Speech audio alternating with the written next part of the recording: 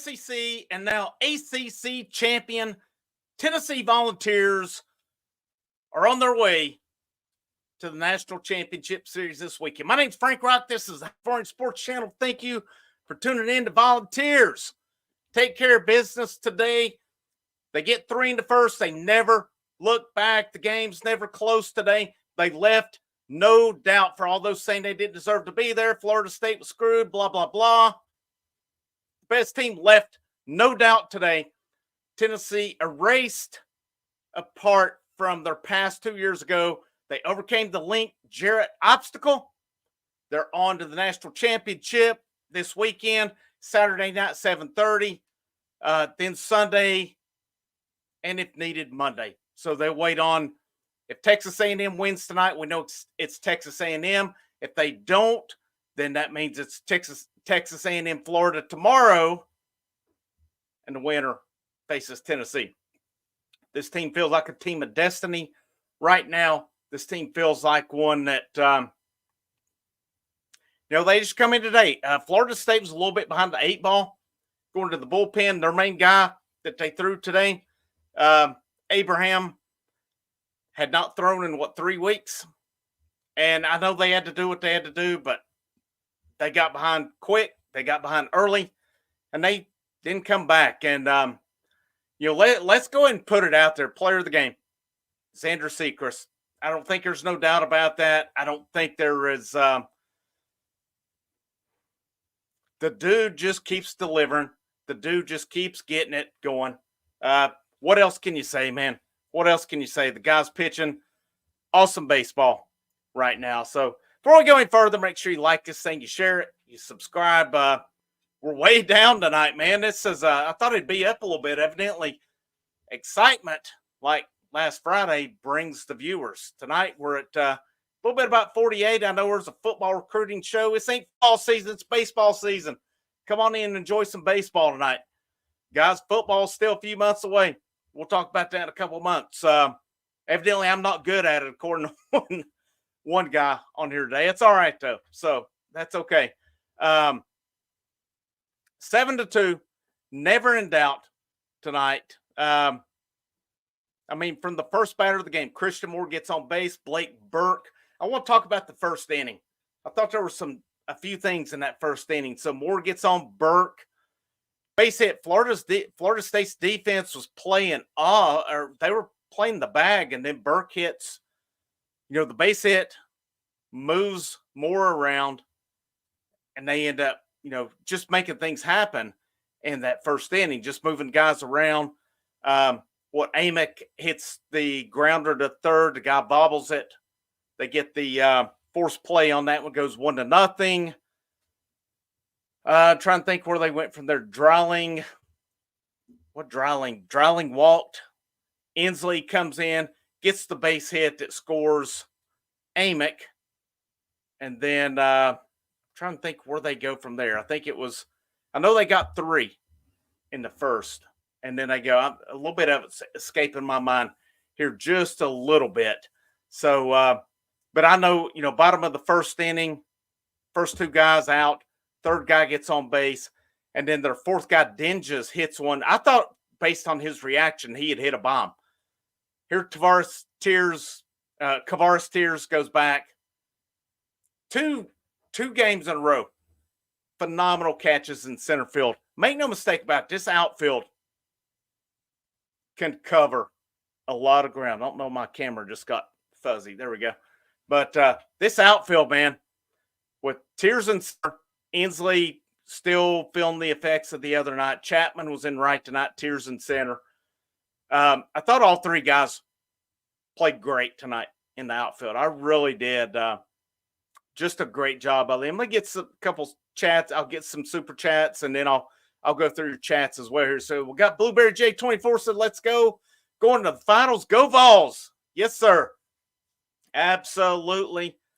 Papa J, Big John Hill, what's up, man? Let's win all the games and finish this thing up early. Go Big Orange. Absolutely. I think Tennessee's going through with what Xander Sechrist was able to do tonight. You had Kirby come in. Kirby's good to go. Sneed come in at the end. Sneed's going to be good to go all weekend.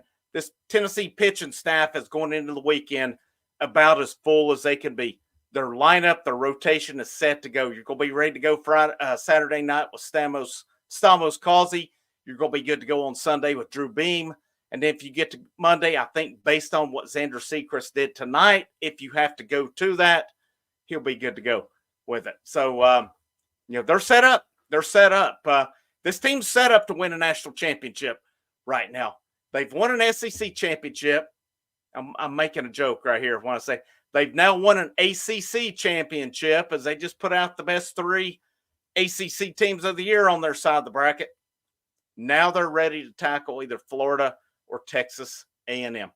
Teams they've both beaten. I don't know if you can put much in that A&M victory in the SEC tournament because, both teams, they were locks. I don't know how much they were putting into it at that point, even though I think both of them were on rotations to throw kind of their main guys there as well. But pretty interesting that they did see each other at one time. And, the way Florida's swinging, I wouldn't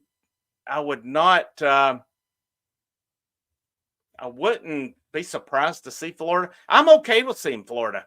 I really am. I just don't think Florida has the pitching to shut Tennessee down. They have a good lineup. They have Caglione. But I don't know. I just don't. I think it sets up well for Tennessee. Either way, I think if Tennessee comes in, takes care of business, does their job, I feel like on Sunday we're celebrating the national championship. I just don't think either one of these teams are as good. A&M, pretty good, but A&M's lost some key players. They got some guys beat up right now. They do have the best pitching staff. They have a better pitching staff than Florida. I'm not one to really pick who would I rather see. I don't really care. I don't care. You're the number one team in the nation. Bring it on. A lot of people yesterday were like, bring on, we won't see North Carolina. No, I wanted Florida State. Were they the more dangerous matchup? Sure, but North Carolina has better pitching staff than Florida State.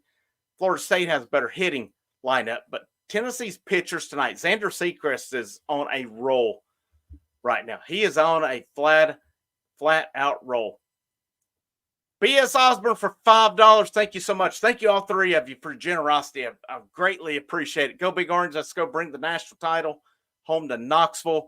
Go Vols. Absolutely. Thank you, B.S. Appreciate you. Papa J, Blueberry J. Thank you, guys. Thank you all for your generosity tonight. Let's get in some comments here. And we'll go down here a little bit.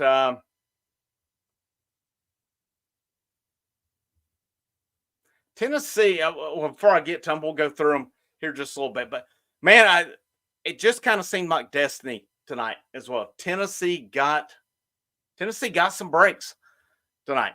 In that 8th inning, Florida State gets the first guy on. Cam Smith for Florida State hits a seed up the middle. Cannell knocks it down. They get to double play. What inning was it? Moore made – I was not happy with Moore the way he fielded it. It was a hard ball, but the way he fielded it just really did not give him much of an opportunity. Bad throw. We got 2 breaks. One, it ricocheted off. Blake Burke makes a perfect throw to second to get that one. All right, so that got him out of the inning. Got another break later with Blake Burke, and he made the right play on it.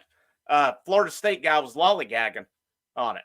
I wish I had the clip from Bull Durham lollygaggers right now. Maybe I could get cute with that here before. I need to get that up where I can implement some clips along the way. But you had the inning. Florida State had second and third, nobody out. Third inning, fourth inning? And ground ball hit to Curley at short. West for Florida State takes a step back. Then he decides to go. Curley shows awareness, guns him out the plate. The next batter hits a pretty hard ball to Blake Burke at first. He steps on the bag, throws it to second. I mean, he made the right play. He made the right play because he was so close to the bag. But the Florida State guy was lollygagging to the plate.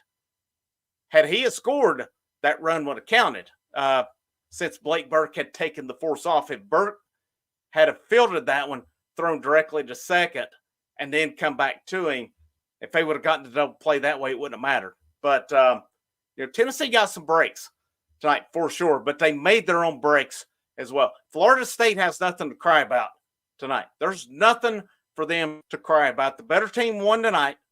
The better team is moving on to the championship series this weekend. Let's make no bones about it. Say there were some hard hit balls right at Florida State too. Yeah, absolutely. I was on the edge till then too, Kyle Beach. Cannot lie about that one. I was on the edge too. This team has been fun because I think there's I don't know, there's not that cringiness with this team. 2022, there was a lot of, we loved them. They're Tennessee, but it's like, I'm all for getting fired up. I'm all for all these things. Don't get me wrong. I'm all for trash talk. I'm all for whatever it is with it. Some of their stuff was a little over the edge, and then when they got punched in the mouth, they didn't punch back. And this team here, man, just takes things in stride. They don't seem to get bothered. If you want to, if you want to get in a fist fight, they'll fist fight you. They don't care. But they're pretty loose. They're pretty laid back. And I think they've got the right mentality that come this weekend, we're going to be celebrating national championship. Nothing against Florida State, nothing against Florida, nothing against Texas A&M, Tennessee. I just think it's Tennessee's time. It's Tennessee's time to win that. Now, there's a long way to go. Make no mistake about it.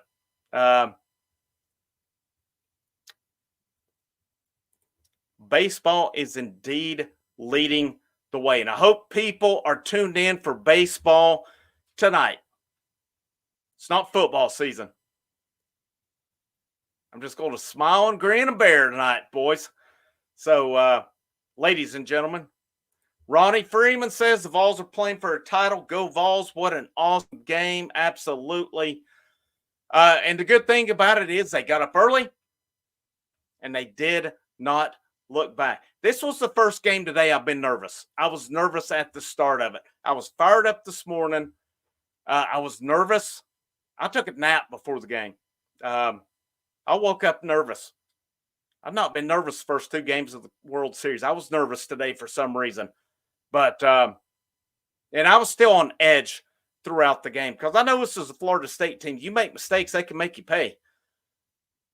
This pitching staff did not make those mistakes. They made a couple, but it wasn't game-changing. So Tennessee's stats today, pitching-wise, I want to look at Xander Sechrist, 6 1/3, 5 hits, 2 earned runs, 3 Ks, 1 walk, 76 pitches.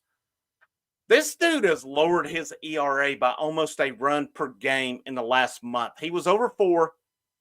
His ERA now is sitting at 3.22 on the season. He threw 52 strikes today. He was excellent. Made a couple mistakes in the 7th. Florida State made him pay. Other than that, this guy is pitching great baseball right now. And I thought it was an interesting point during the telecast today. They said, what happens if A.J. Russell doesn't get hurt? Do we ever see Sechrist? And it's possible we don't. It's possible it's Russell, Beam.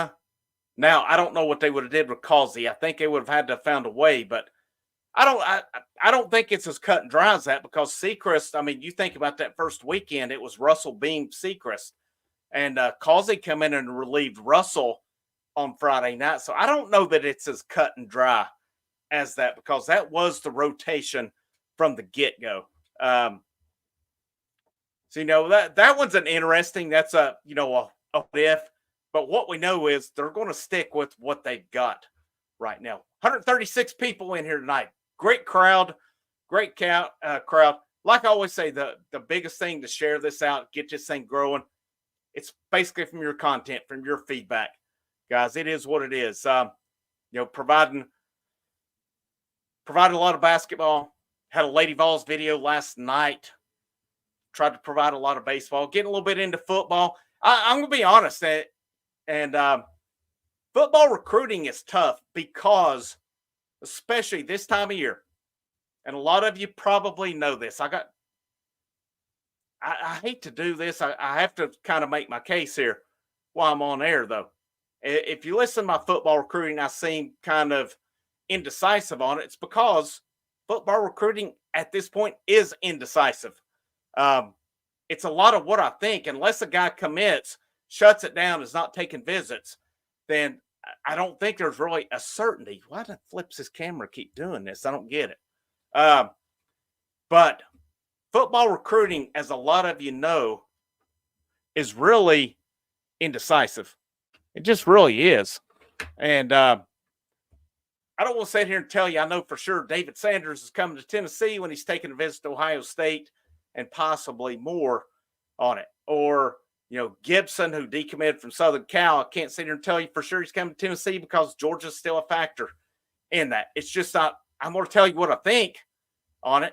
If I know something, I will. Really, to me, with football recruiting, when I know something, it's when they've signed. I mean, that's just the way it is. I almost think I think up until signing day, it just really is. But let's get back to baseball. Just a little bit of a tangent. I just want to make my case on that because, if on my football I sound indecisive, it's because I am. I don't know what these guys are going to do when they're taking more visits on it. I can say, well, yeah, Tennessee's a leader, but as we've seen throughout the summer, guys will visit Tennessee. They're my leader. The next week they go on to visit somewhere else, and that team's their leader. Football recruiting is just fluid. It's just fluid. You just really can't.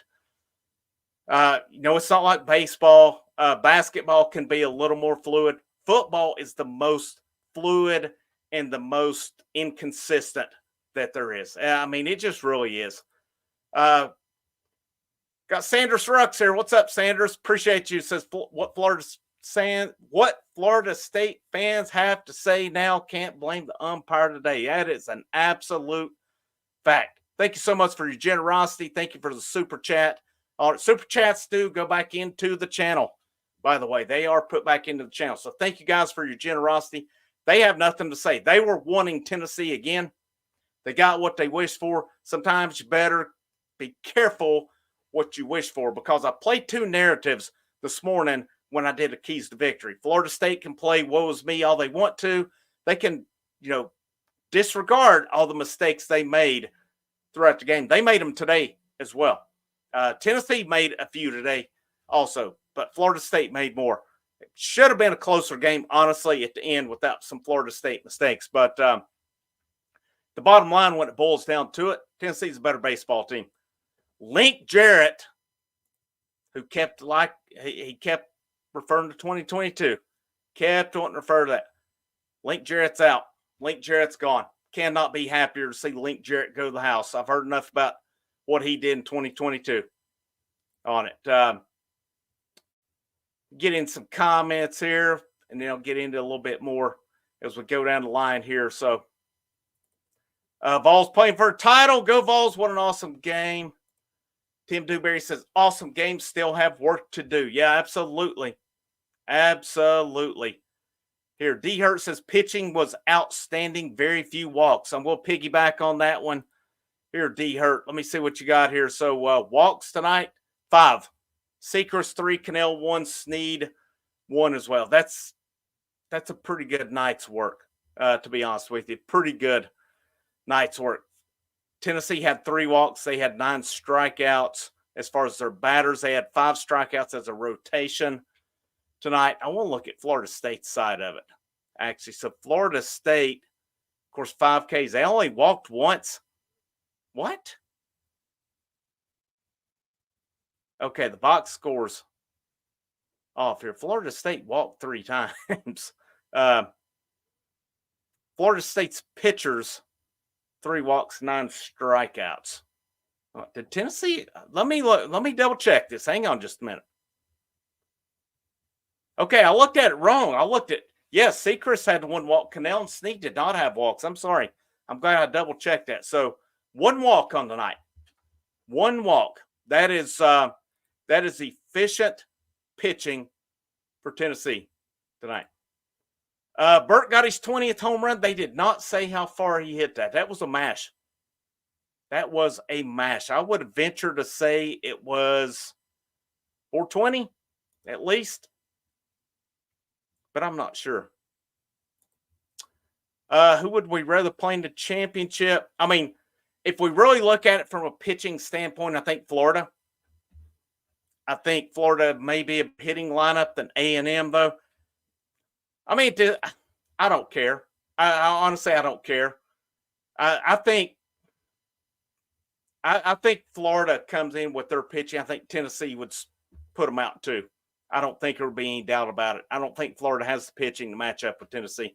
I just don't. I know they beat them one down in Gainesville, and I know Florida's playing their best baseball of the season right now. But I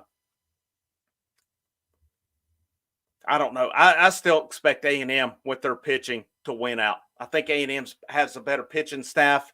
From that, I think it's a tougher matchup. Xander was definitely amazing tonight. He has been phenomenal over the last month. Miles Lane, what's up, man? Says 2 more to go. Go Big Orange. The Vols do look poised to win it all. See some of you guys.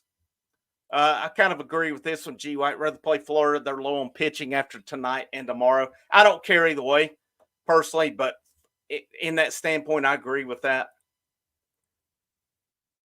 Xander Secrets this year. I talked about it this morning, and I'll link the video again. I had keys to victory.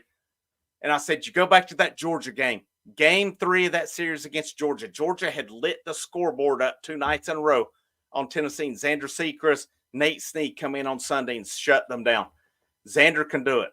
He did it again today. He shut down a really good offense. Excellent job by him, for sure. Bob Franklin, the Outlaws hype man. FSU fans saying refs are paid off. Here's $5 for the next game. Rock Outlaw for life. Well, you know, if we paid the refs off, it was money well spent then. That's all I can say about it. Thank you for your generosity, Bob. Appreciate that. If you're paying refs off and it works, what better way to spend money? Who needs to spend NIL money when you can pay umpires off and get to a championship? That seems like much better money spent to me on it. Let me go back through some comments here. Now we'll get in some analysis here also.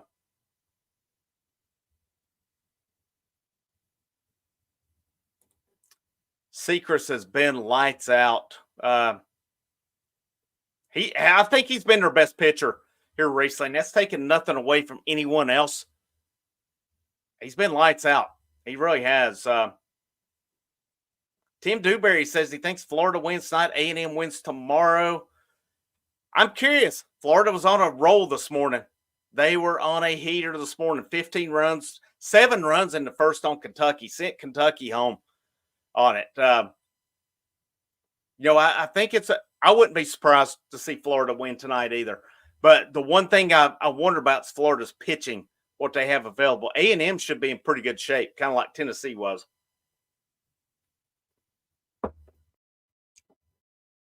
Thank you for the kind comment, Kyle. Doing a great job. Keep up the great work. Appreciate that. Aaron Hyde, I'm sure a lot of people, I bet a lot of people agree with you on this, man. I'm hoping A&M Florida go extras tonight and Florida wins, then go extras tomorrow, and then don't care. That sets up perfectly for Tennessee if so. Absolutely. First College World Series championship since 51. G. White brought that up. They talked about it on the telecast. I talked about it going into the College World Series. The only time Tennessee's been to the championship was in 1951. They actually lost the first game, come back to get to the championship on that one.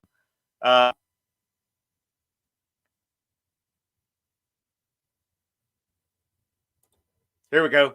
Both teams score 30 tonight and tomorrow, and they go into about the 20th inning of both games. Would be all right. First team in D1 history to have 5 players hit 20 bombs. That's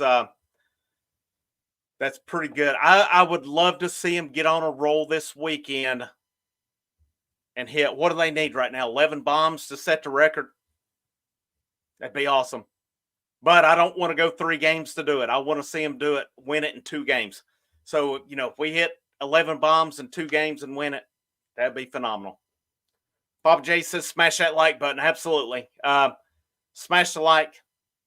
You know, the biggest way again to get it out there is to share out the content. That's the biggest way the channel grows is through your sharing.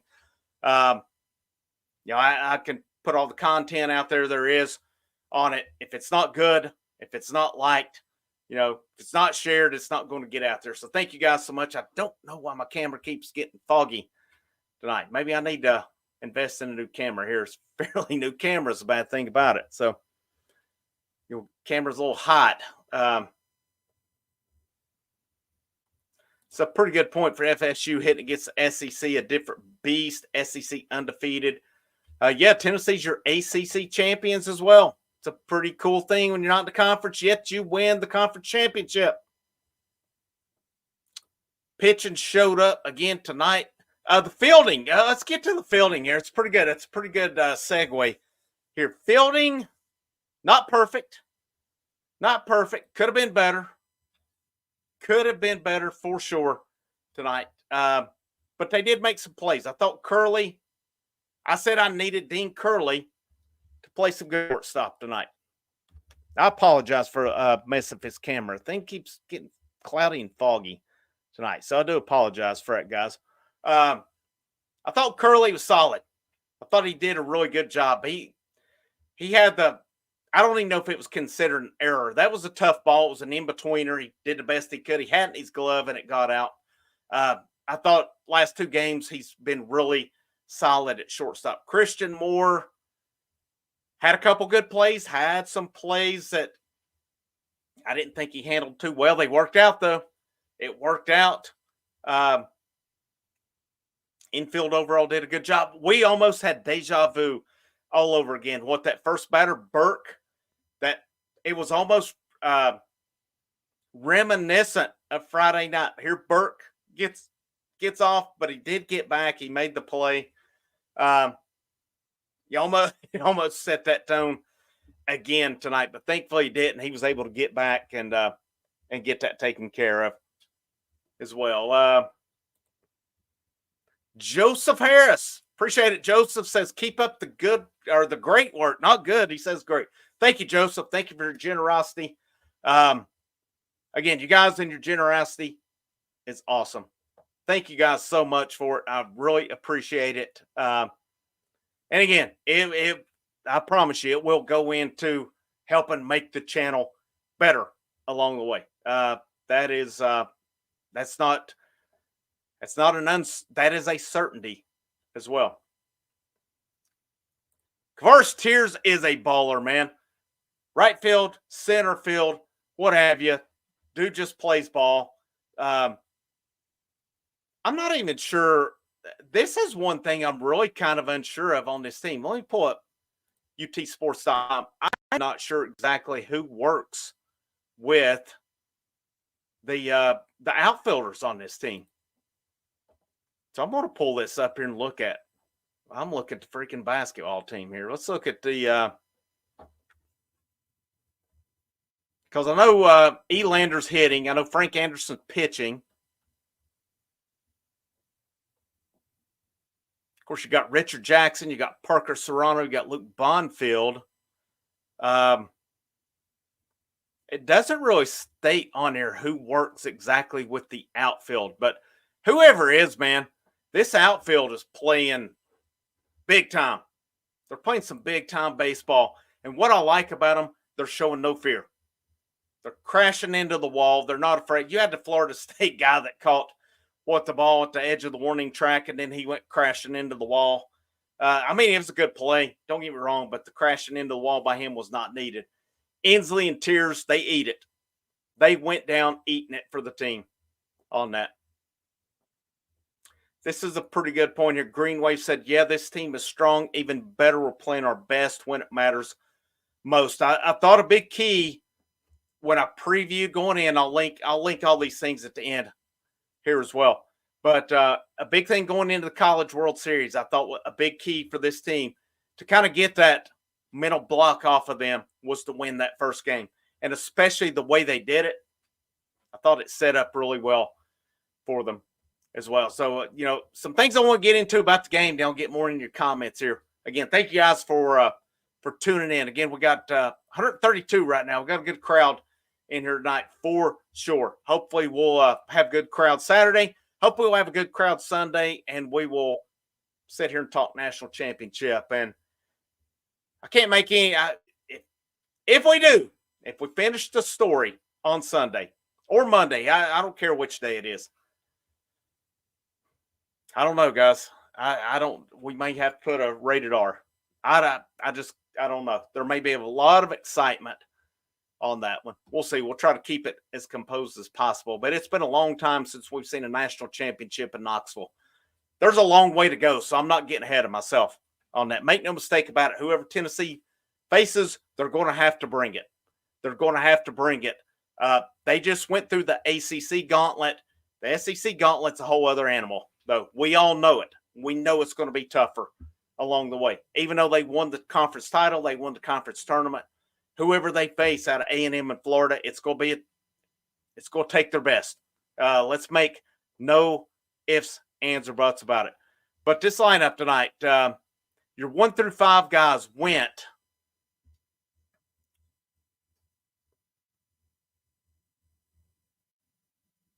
9 out of 22. That's a pretty good night.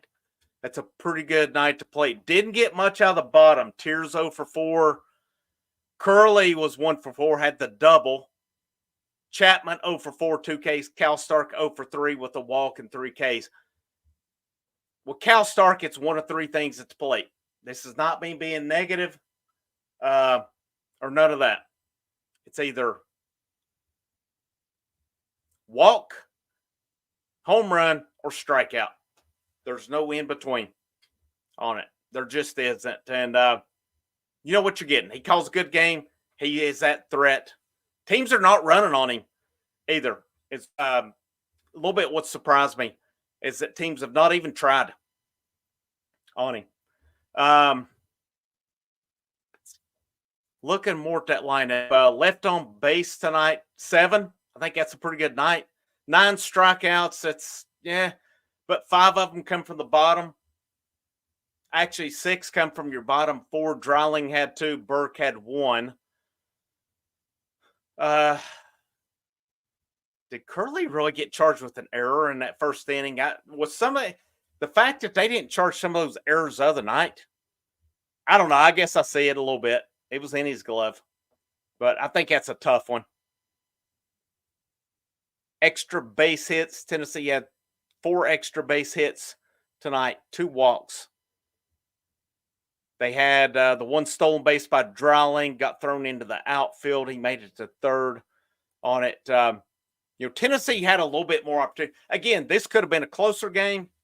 It could have been, a worse game, depending on how you look at it. I definitely think Florida State left some opportunities out there. But you know what? When it boiled down to it, the better team won. That's just all it is to it. Chris Mansfield says, we would not have won this game if the defense did not make the plays they did. Xander's great. Kirby did as well. Snead finished it off. That's what sealed the deal. It's pretty spot on. Pretty spot on. They had some big-time plays on defense. They were charged with 2 errors. But you think about, a couple of the double plays that they had. The one in the 8th where they hit it back at Kirby. He deflected it. They got the double play. I thought Curley played a good short. Tears his play in center. Dreiling had some catches he went back on. Billy Amick had the snow cone catch at one point. I'm pretty sure it was a snow cone. There was a play. Curley in one inning had the last 2 outs. He fielded it, bounced it to first. Burke scooped it into inning. Good night. A good night defensively to me. I thought that, was it perfect? No, but it was very good. Let's go win a natty. Go Big Orange. Absolutely. Yes, I'll answer that emphatically. This team is better than 22 because they're national championship. 22 wasn't. That's all I need to know. Theoretically, last year's team was better than 22. On paper, maybe not. I don't think it's a debate at this point. I just don't. This team takes care of business tonight. That 2022 team, what bothered me with them, once you got to the postseason, all of a sudden all this drama started happening. You had Evan Russell out for, I don't know what happened. They switched up their pitching staff, which I think hurt some feelings. We had birds flying. We had Drew Gilbert getting tossed. Too much emotion. Too much. Listen, I love guys being fired up. Love it. I don't want a bunch of choir boys on my team. A guy I coached with last year, pretty much a dude who's a legend in South Carolina high school coaching. He told me, he said, I don't want a bunch of choir boys on my team. I want some guys that have some, I'll keep it kind of clean on it. I want some guys that aren't afraid to get in there and get it, basically. And 22 had those guys.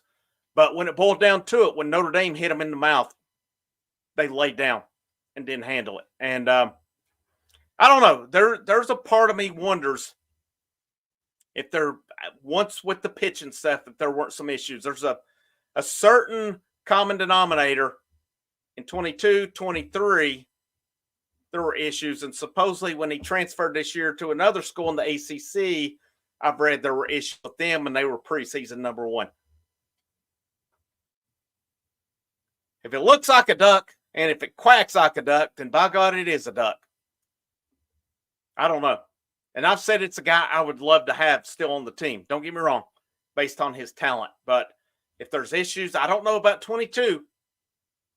But it's kind of really interesting to me once this certain person got pulled from his lead spot, or all of a sudden team chemistry seemed a little odd.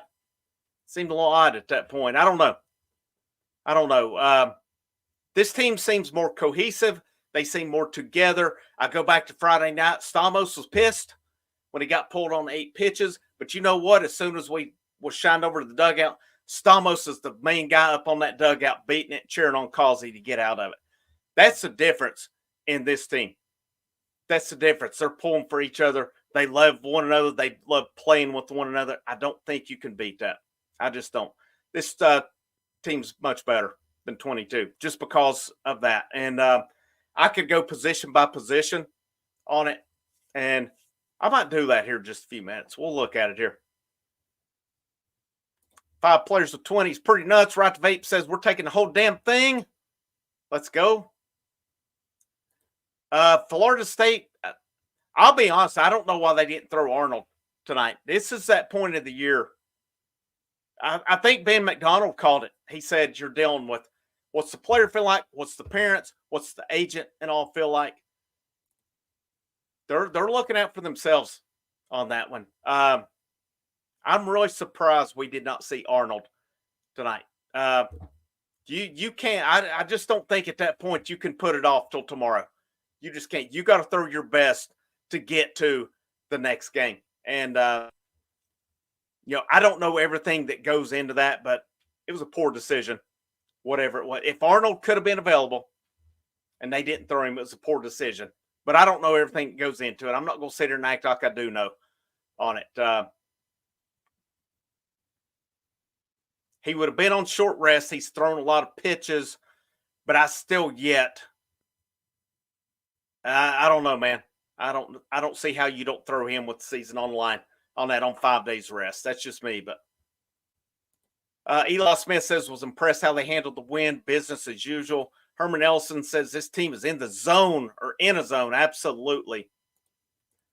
This is a good point. I think this team is way more mature than 2022.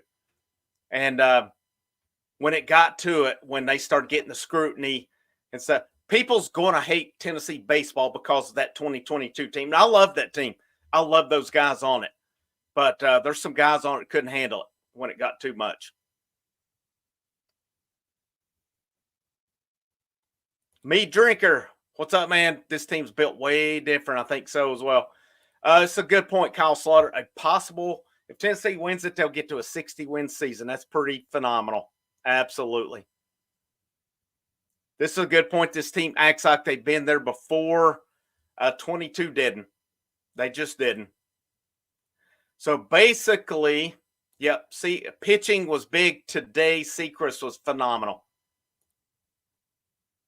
So I couldn't remember if we were at 58 or 59. So we're at 58. So 60 wins you a national championship. 60 wins and it's a national championship on it. I can't agree more with this one. Hit the like button. 110 watching.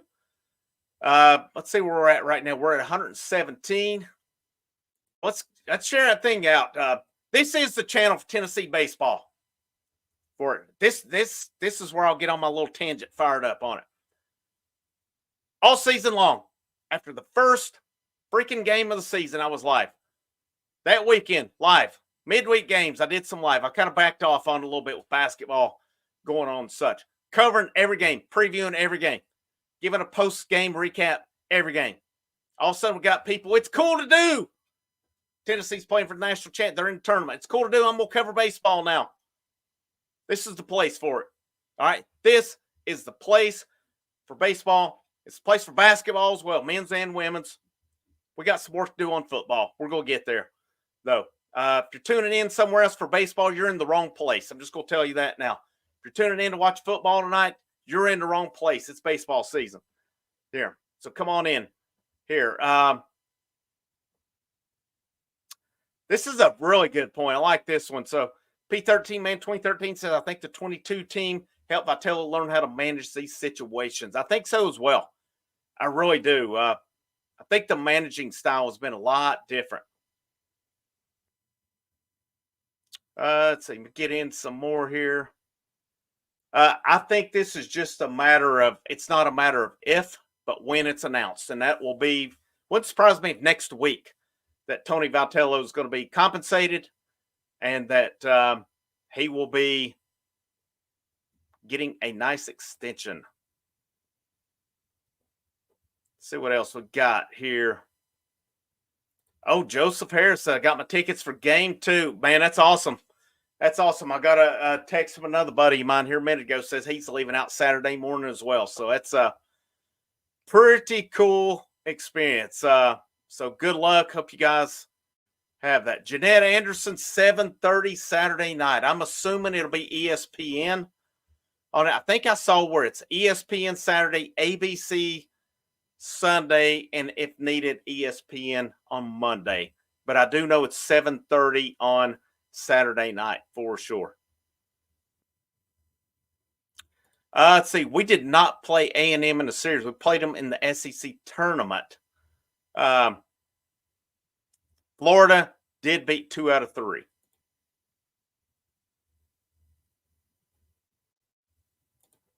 Paul Mueller says, you won this, so congratulations. Whatever you do, don't let Florida win. We swept them this year, so you should be able to handle them. Go Noles. Yeah, we got them 2 out of 3. So, yeah, hats off to you guys, Paul Mueller as well. I mean, you got back through.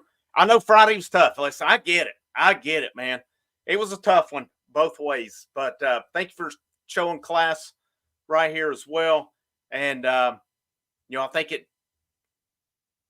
I don't know. I'll stick to it. I think Tennessee's a better team just because they got the deeper pitching. But I know that was influenced by Friday night as well. But thank you for showing class. Thank you for coming in, comment. We definitely appreciate that as well. I'm still not so sure Florida gets past A&M, but we'll see. I'd be all right with it either way. We'll pull up here because one thing on the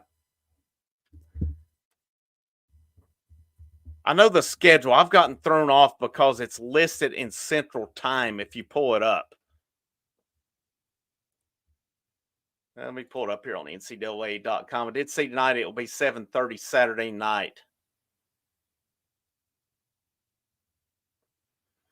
Tennessee's through. Bracket 1 winner. So 7:30 Saturday night on ESPN. Sunday, 2 o'clock on ABC. And if needed, Monday night, 7 o'clock on ESPN. Best case scenario, we win the first 2 and we end it on Sunday. And around 6 o'clock on Sunday, we're celebrating the national championship.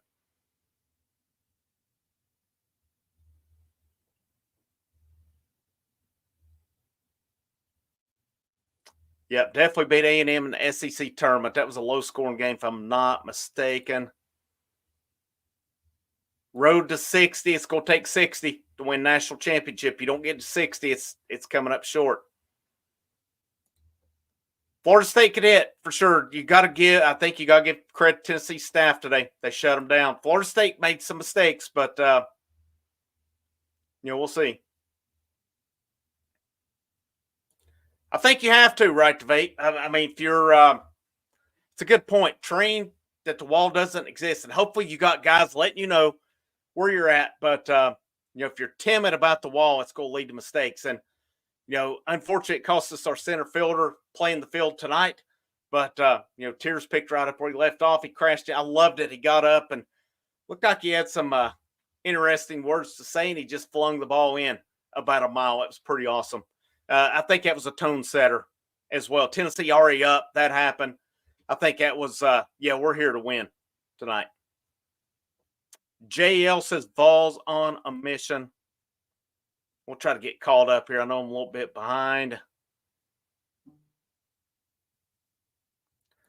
Definitely less hate on this team in 22.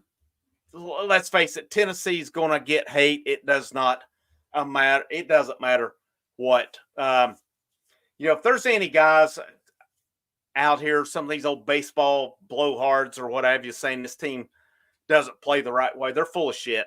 All right, they're just angry on it. This is a team that plays baseball the right way. They're not too kind. I'm sure people got upset when Moore was shaking his head at Joe Charles there, but what's the problem with it? At that point, you got to do it. He didn't do it. Joe Charles got the better of him. Got to give Charles credit. He pitched really good for Florida State. But it's a team, they get fired up. You have the right to get fired up, and you're not disrespecting the game by getting fired up. It's just not.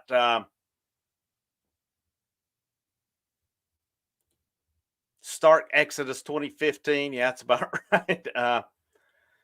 Tony V is getting better. Tony V is getting better. And I think there's we just see the way he evolves. He's evolving. His next thing he needs to do is finish this off as a coach. And what I like a lot about him, he trusts his assistant coaches. He's got good guys with him as well, for sure. NP Bro says Burns. I think you might be on it. Let's see.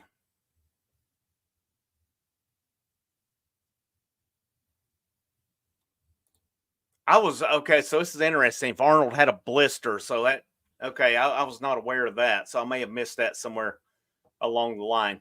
I just wonder today. I just wonder what the study is on this, because you hear of guys back in the day, even before my time, throwing 150, 200 pitches, and they threw hard. It was a different game back then. Obviously, we didn't have all the technology. We didn't have all these workout programs and stuff. Why is it guys back then, we didn't have these surgeries, these arm problems, these limiting guys, but now we do? What has changed? Something along the line here with baseball study. We're wrong. We think we're progressing pitchers. Maybe they're throwing harder. Everything I've read and studied, these guys are not meant to throw that hard. Some of them are. I think back in the 90s, one of the harder throwers, Rob Dibble. Rob Dibble throwing around 100, unheard of around that time. Very few guys did it, and it was more natural to him. I don't know that a lot of it's natural now. I think that's leading to more arm injuries, more Tommy John surgeries and stuff as well. And I may be wrong on that, but we work out these arms so much. Of course, baseball's a year-round sport. Studies prove playing multiple sports, football, baseball, basketball, etc., builds up different muscles for different sports, where if you're just focusing on one sport, you're only building one specific set of muscles. And so I just think it's interesting.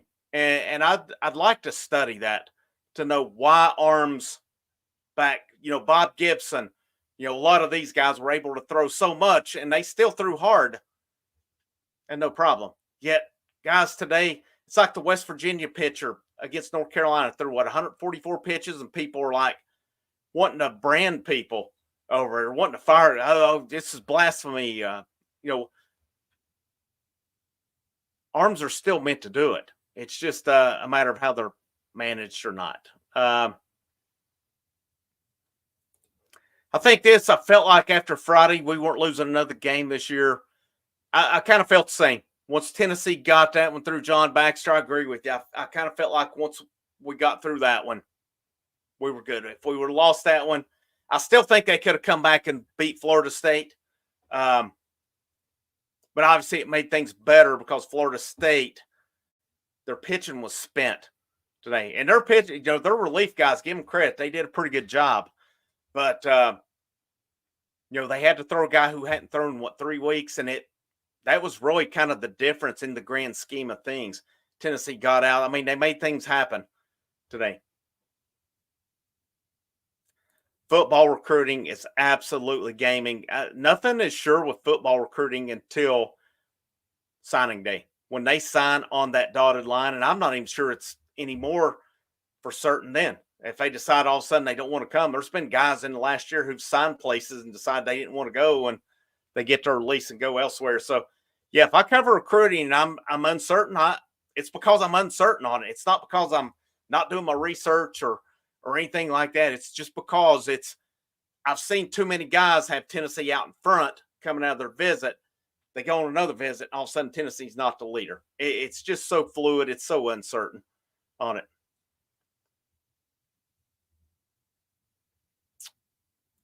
I'm going to toot my own horn, guy. I'm not. I should. I could. I'm not going to go there. But Kyle Beach, talking about I'm going to refer to your comment about talking about other shows talking baseball. I'm just going to say I agree. I'm not going any further than that. I'm not going to put it up here. You guys, in looking at comments, you can see it. But, yeah, this is the place for baseball. Make no mistakes about it. Tennessee tied for most wins in a season right now. You know what? Let's look. I'm kind of unsure on this one. I think they are. I'm gonna look their history right now. I'm curious because I think 2022 was the record setter.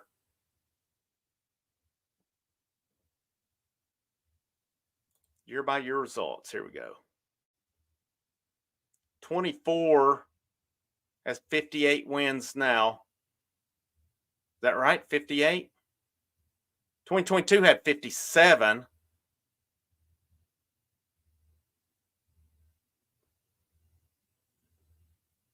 I think we just set the program record today, if I'm not mistaken. Let's look. 95 had 54, 94 had 52 wins. I don't think back in 51 they would have played that many games. No, they only played 23 games. So if I'm not mistaken, this team just set the program record today on this one. So if they need to get to 60, program record 58 wins today. This is a good question, man. Who's the face of this team? Semo, Burke, Kirby? Or is it a group thing? That's a good question. I think from a national standpoint, it's Christian Moore. From a fan base standpoint, I don't know, man. I almost think it's a group because you could make a case for Moore, Burke, Drew Beam, Kirby Cannell.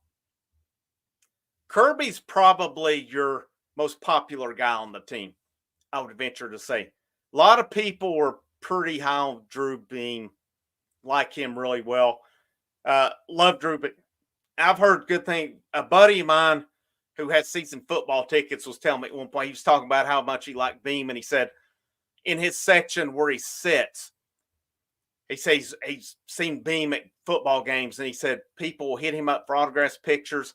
Said he just smiles, engages, takes pictures. Everyone talks about how generous he is with everybody. And I've seen numerous fans post pictures with him. And, I saw a guy post on Twitter. They said at one point his daughter dated Beam, and Beam was at her high school soccer game, showed up with flowers and all that stuff, and just talks about how good of a guy he is. I think this is legitimately a bunch of good dudes. Not that any teams have not had those guys. But I think Drew Beam, people get behind him. Cannell, people get behind him. The guy does everything for the program. Again, I was waiting for a time he'd go up and serve a hot dog and a beer or something this year and then come back down, chase a foul ball, and throw a pitch or something. I think Christian Moore is the national face based on what he's done this year. I still think it's a crock of shit that he was not the SEC Player of the Year.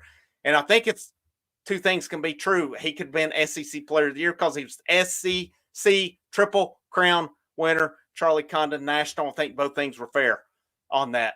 The fact that Christian Moore was not a first-team All-American, I don't care what the guy at Oregon State did.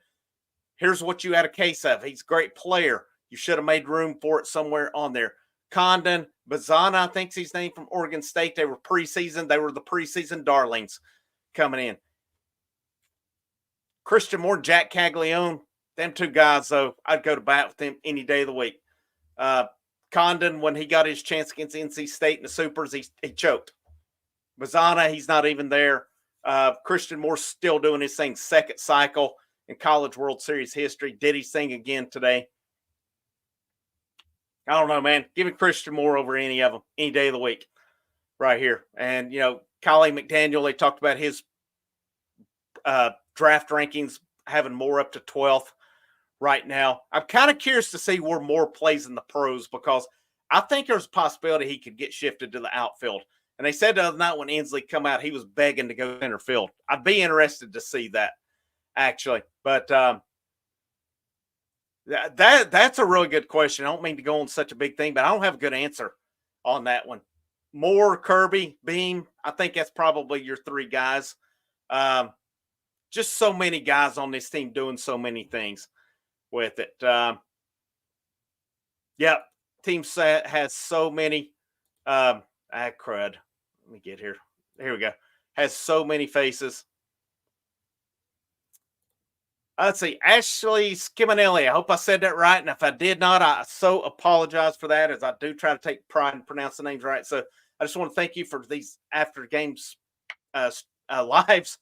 Shocked I found you this week. Well, hey, better late than never, Ashley. Thank you so much for supporting the channel. Thank you so much for tuning in. Glad to have you on here. That's pretty awesome as well. Who's the best coach on campus? It's Tony Vitello. It has to be Tony Vitello right now. And that's nothing against Rick Barnes. I've liked how Rick Barnes has evolved. There's still another level. I'll be honest, there's another level of Josh Heupel I want to see. And I like Josh Heupel. I think he's doing great things, obviously. But I was a little disappointed in Josh Heupel last year. But I will say this, too. I'll preface that by saying if 9 wins is a bad season for us, I'll take it. Because there were seasons we were begging for 9-win seasons. So just the way he handled a lot of things last year. The quarterback scenario, the end of the Florida game, the end of the Missouri game, when both those games were they weren't even in doubt, and yet we looked like punks on that. That bothered me. And sometimes when you get just beat down, you got to take it and deal with it. Tony Vitello's the best.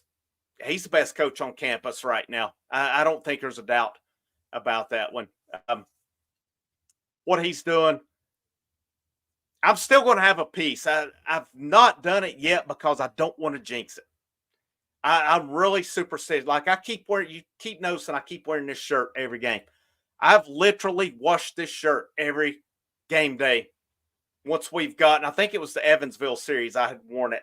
I didn't wear it again that we lost. I washed it. I've worn it every game and washed it. We've not lost. This shirt's staying on until we lose or until the championship's won. I do wash it, by the way, so it'd be pretty rank if not. But I'm going to do a piece on the history of Tennessee baseball. I've got it planned out, or I've got it envisioned in my mind. I already know where I'm going because I know a lot about it. I want to look at the eras of Tennessee baseball, compare them, just so, you get people who get upset when Tony Vitello loses a game, and you get these overreactors to it and stuff. I want to put it in perspective, Tennessee baseball, where it's been and where it's gotten to at this point. I've done something like this before on another network. It was called The Fall of the Vols, which was my creation. We all contributed to it. I created it. I laid it out. I did all that with it. All right. That's a fact.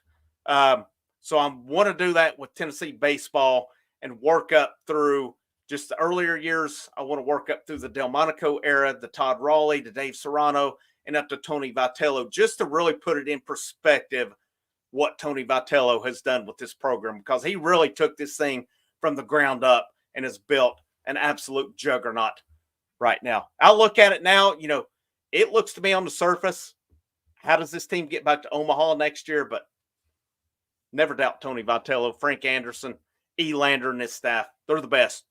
They are the best. The only thing that's missing is finishing the job this week, finishing the story, so to be.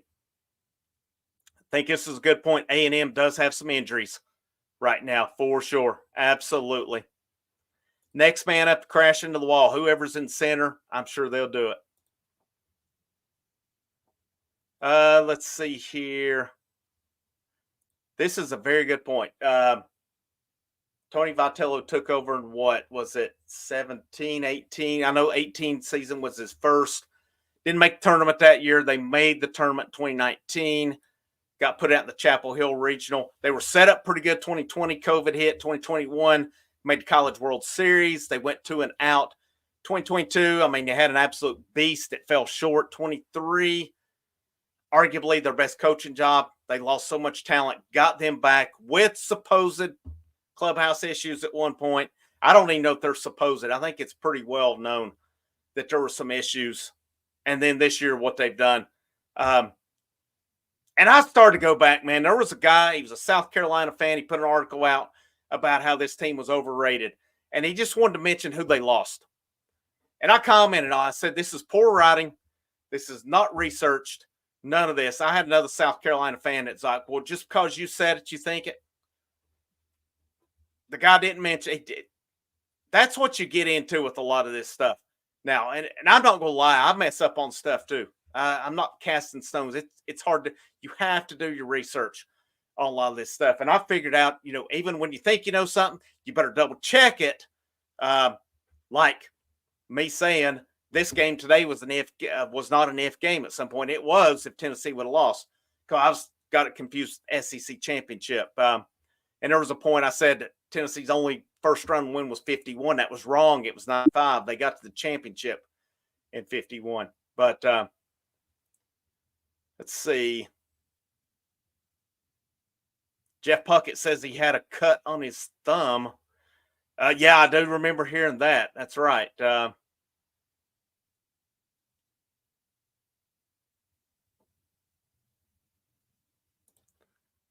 Jordan being in NBA shape. It's kind of funny now, though, how it's a different day and age. A lot of you probably remember this. Whatever sport it was, guys played that sport. I mean, I remember hearing about Jordan. Now, season was over. He's out playing golf, and he didn't do anything until right before the season, and then he went from there. It's just different, man. I just would like to really have, and maybe there's been a lot of research on it as well, but too many injuries. I think too many guys are babied, for lack of a better term. Maybe there's more in play. Maybe there's more outside influence today than there used to be as well. B Hobbs says 58. So set the record today. There you go. Puckett said, yep, they did it on radio. So program record 58 wins. Today, 22 had 57.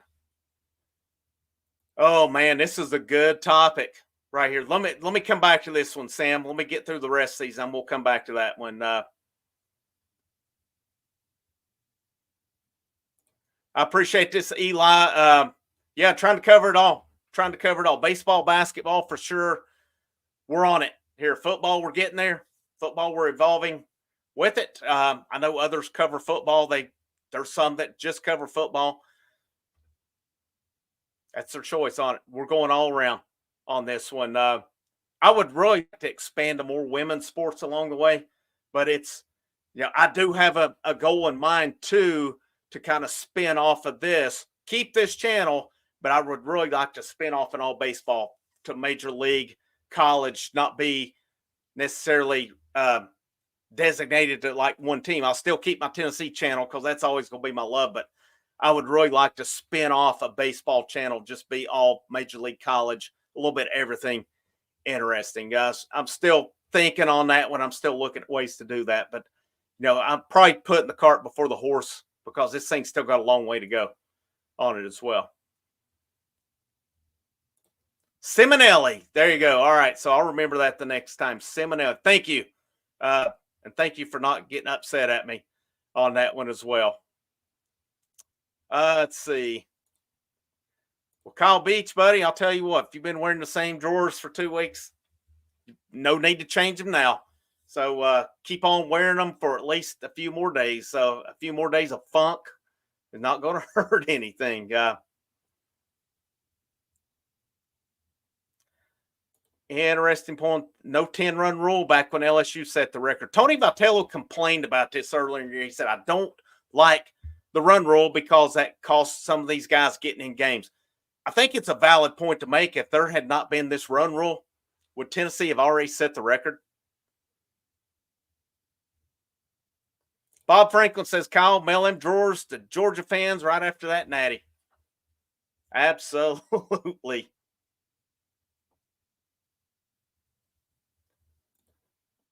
I think, I bet in this run rule era, I think it's pretty young right now. I think Tennessee's far and away the team on that one. Semo was Triple Crown winner in SEC play. I think Condon got walked a lot. But Caglione set the program record at Florida for home runs today. I mean, he's had back-to-back 30 home run seasons. That dude's a stud at the plate. His pitching's okay. At the plate, though, he's a stud. And Florida moved him to lead off today. I don't know why they didn't have him to begin with. That's my philosophy. You put your dude leading off. I want my best guy. I just don't, prescribe to that theory of put me a fast guy to lead off. It might hit for decent average or what have you, can make things happen. I want my dude at the leadoff spot. That's been a big deal for Tennessee this year. Be interesting to see who Tennessee has at the lead off next year. Based on, I want to go back to here. I said I was going to circle back to this one. Sam Hargrove said, with all the players Tennessee will be losing, what do you see for next year? I've had people disagree with me on one. I think Inslee gets drafted. Now, I may be wrong. A lot of people are telling me his stock's not that high. The pros are not rating him that high on it. I don't know. Kind of my comparison's Cortland Lawson. I've seen some comparing him like Evan Russell, Luke Lipsius. Guys that are good college players may not translate to the pros on it. To me, based on, I don't know, I see a different player in Inslee, and I've been hard on him throughout the year. Don't get me wrong. I've called it like I've seen it, but he does a lot of things good. He's not necessarily great at any of them, but he does them all pretty well with it, and especially since he's moved to that 5-hole and what he's done for this lineup has rolled, the way he's been so good in that hole. I think here's for certain to me, you're losing. I'm going to start in outfield. You're going to lose Dreiling and Tears to the draft. You're going to lose Billy Amick. You're going to lose Christian Moore. You're going to lose Blake Burke to the draft. Cal Stark, I think he's out of eligibility. So you're at least losing 6 of your 8 regulars right there. Dean Curley's back. He's a freshman. I think he moves to third next year, and Antigua goes to short. Could be wrong on that. We'll see. It depends on who they add through the portal, because I know they're pretty heavy on Gavin Keelan from Louisville, who's a middle infielder. So where would he play? Would he play short? Would he play second? I think Antigua's in somewhere, whether it's at short or at second base next year. Who takes over first is going to be interesting. Could it be Dalton Bargo? Could it be Robin Villeneuve? What guys on this team take that step that we've seen dudes take over the years? Like Dreiling and Tears, the steps they took this year. We knew what we were getting with Moore and Burke, and, they've been even better than they were last year.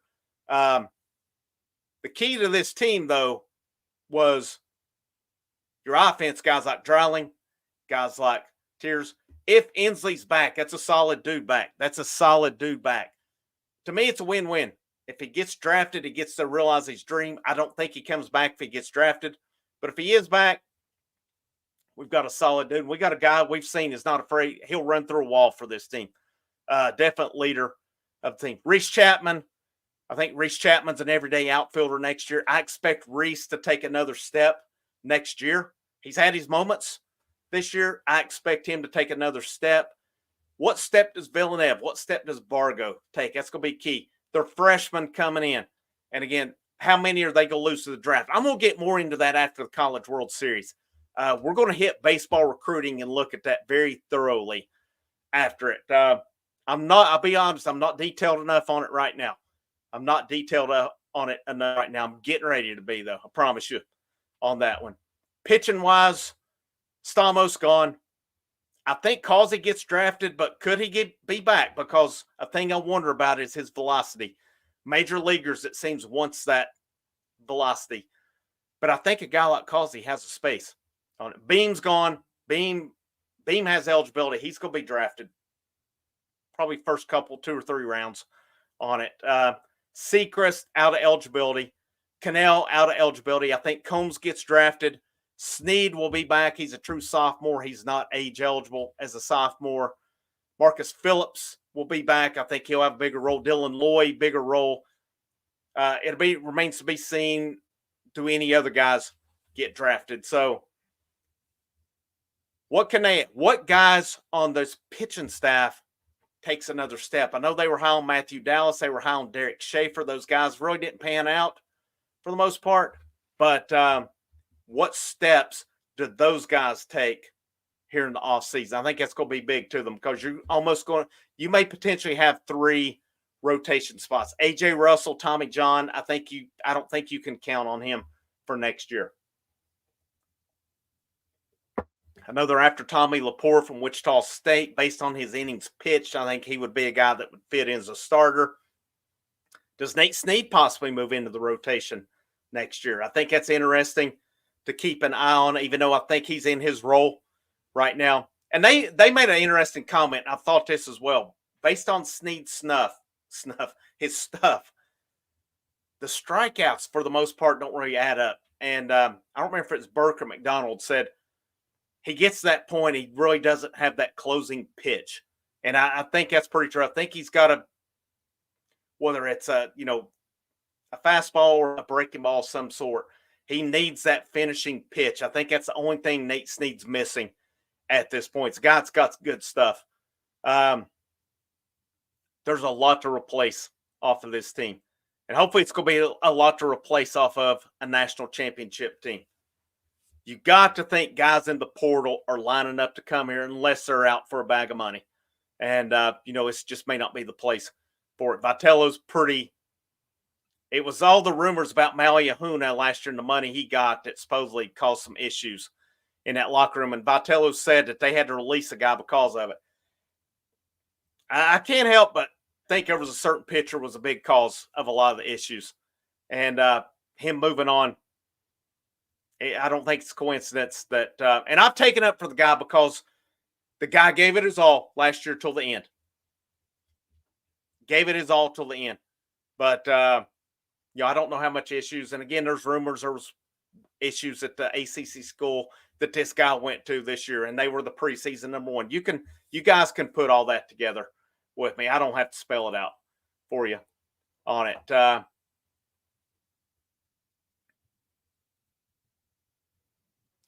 This is going to be interesting who Tony snags in the portal. It's going to be a big one. There's not been, some of the names have gone elsewhere. There's really not been much. And, unfortunately, the only portal news we're seeing is guys going elsewhere. But there's so many in the portal. I think they'll get guys. And I think a lot of it's about fit. It's about culture, guys who fit in. But I think also, too, this staff's going to trust a Robin Villeneuve, a Dalton Bargo, a Cannon Peebles. I didn't even mention Cannon Peebles coming back. I think Cannon Peebles maybe got a little humbled. Guy who was very good at North Carolina State last year. I don't see why Cannon Peebles would go into the portal. It's going to be his job next year. And then Stone Lawless, who redshirted, who's a catcher, pretty well thought of as well. It's we're definitely going to need some bats in the portal for sure. But we'll see where it goes, guys. We're about an hour and 15 minutes in on that. My final thoughts on it, my keys to victory was, number 1, play clean defense. Defense was clean enough. They made some mistakes, but they made some plays as well. Number 2, and probably really should have been one, was Xander Sechrist. lights out tonight. 6 1/3 against maybe one of the most dangerous offenses in college baseball. 6 1/3, 2 runs, 2 earned, had the back-to-back home runs. Up to that point, he'd been flawless. Excellent job by him. And then the bats got it done. They did what they had to do. I'll be honest with you, Reese. I'm kind of in the minority on this one. I think he's solid enough that he'll get drafted. I don't think it. I'm thinking within a 20-round draft, possibly latter part of the draft. But I may be wrong. I've seen some guys who seem to be in the know on some on VolQuest. There's some pretty good guys on there that seem to have some insider info saying Inslee's not really highly thought of by scouts. I don't know. To me, based on his skill set, based on other guys I've seen drafted, I think his skill, I guess it's based on his projection where he goes. I do think if he gets drafted, he's gone, though, because he has no leverage if he comes back and then gets drafted next year. He'll have a little bit of leverage if he gets drafted this year because he has eligibility left. But we'll see. It's, again, I seem to be in the minority on that, and that's fine. If he doesn't, hey, we get back a guy who's ready to rock and roll. But it's a good question. I think a lot, like I said, your Dreiling, your Tears, your Amick, Moore, Burke, I think it's for certain. Those guys are going to be top 5, top 10 at the worst. And I say top 10 just because Jared Dickey was, 10th round last year. But I think a lot of these guys may project a little higher than Dickey did last year, even though Dickey was still able to negotiate him a pretty good bonus out of it. But they definitely need bats in the portal.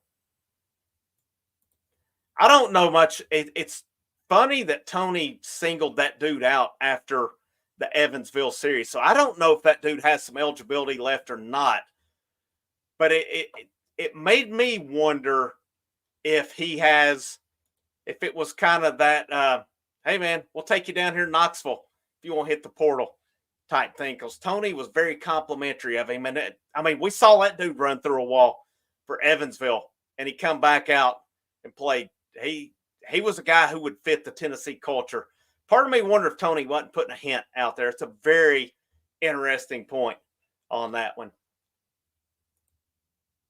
Austin Yardley, hey, thanks, man. Earned a sub out of me. Great post-game breakdowns. Love to see you in football season 2. Go damn Vols. Yeah,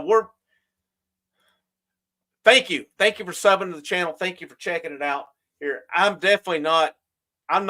think I'm into football post-game.